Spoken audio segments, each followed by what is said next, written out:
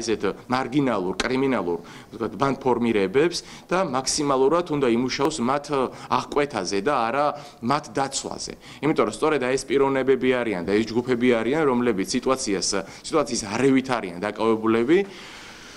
და რაც ყველანაირად პირადად მე და თუნდაც ჩემს ირგვლივ მყოფ ძალიან ბევრ ახალგაზრდას თბილისში ცხოვრებაში ხელს გვიშლიან რა რეალურად.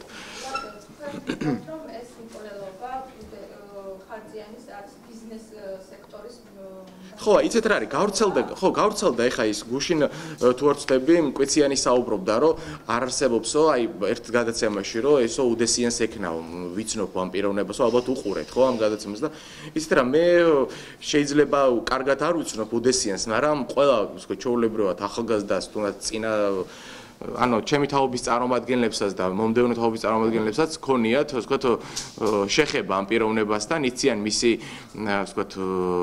შესაძლებლობები, თუ რაოდენ სასტიკი პიროვნება არის ბატონი გია და მე არ გამოვრიცხავ კი არა, პირდაპირ შეიძლება ხელიც კი დაედოს აი ამ პიროვნებას, ანუ თვითონ ეხა ფიზიკურად ვერ გაუსწორდებოდა ხო მხარზიანს, მაგრამ აქ საუბარია შეკვეთილ ვთქვათ მკვლელობაზე და ძალიან ეხა კითხვას გისვავთ, როგორ შეიძლება, პრაქტიკულად ეს პიროვნება არის, ძებნილი პიროვნებაა, ხომ? ანუ ხელისუფლება ვერ ჩამოდის, ხომ საქართველოში, იმიტომ რომ იცის, რომ საქმე არის აღძრული მის წინათ, ანუ შესაძლებელია რომ აღიძრას და ამ პიროვნებას მე სხვა ფაქტორი მაინტერესებს, რატომ უნდა კონდეს ასეთი მსხვილი ბიზნესი, როგორიც არის